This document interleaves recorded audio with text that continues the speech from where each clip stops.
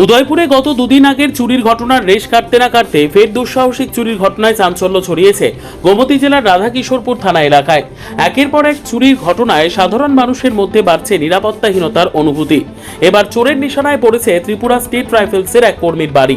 Police ও স্থানীয় সূত্রে জানা গেছে, ঘটনাটি ঘটেছে উদয়পুর মহকুমার চন্দ্রপুর ভিলেজ বাজার সংলগ্ন এলাকায়। টিএসআর কর্মী দুলাল মিয়ার পরিবারের সদস্যরা বাড়িতে না থাকার সুযোগে দুর্বৃত্তরা বাড়ির মূল দরজার গ্রিল সহ 4টি তালা ভেঙে ভিতরে প্রবেশ করে। এরপর গোদরেজ আলমারি সহ একাধিক তালা ভেঙে ঘর তছনছ চালায়। অভিযোগ, স্বর্ণালংকার সহ আনুমানিক 2 থেকে 2.5 লক্ষ টাকার মূল্যবান সামগ্রী নিয়ে চম্পট দেয় চোরেরা। ঘটনার খবর পেয়ে রাধাকিশোরপুর থানার পুলিশ ঘটনাস্থলে পৌঁছে তদন্ত শুরু করেছে। পুলিশ চুরির ঘটনার সঙ্গে জড়িতদের শনাক্ত করতে বিভিন্ন দিক খতিয়ে দেখছে বলে জানা গেছে। এদিকে সাম্প্রতিক সময়ে উদয়পুর ও আশপাশের এলাকায় ধারাবাহিকভাবে চুরির ঘটনা ঘটায় উদ্বেগ বাড়ছে স্থানীয় বাসিন্দাদের মধ্যে।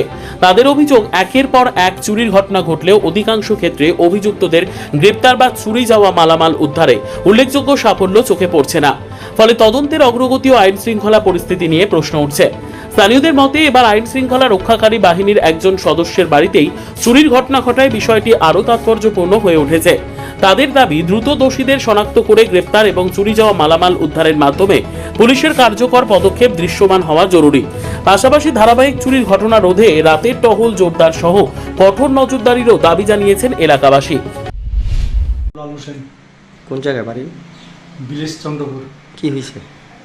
ওই তো আমি খবর পেলাম, খবর পাওয়ার পর আয়া দেখলাম যে এই রুমে গোদরেজ ভাঙ্গা, এই রুমে সুকেস ভাঙ্গা, তারপরে এরপরে গলার একটা চেইন আসছিল আর হাতের 2টা বালা আসছিল আর রূপার জিনিস আসছিল। আপনি কখন খবর পাইছেন? ওই তো আমার ঘরে ফোন করছে, ফোন করার পরে আমি আগরতলা থেকে আসলাম। আসার পরে এগুলি দেখছেন? হ্যাঁ। প্রশাসনকে জানাইছেন? প্রশাসনকে হওয়া জানাইছি। আইছে? হ্যাঁ আইছে।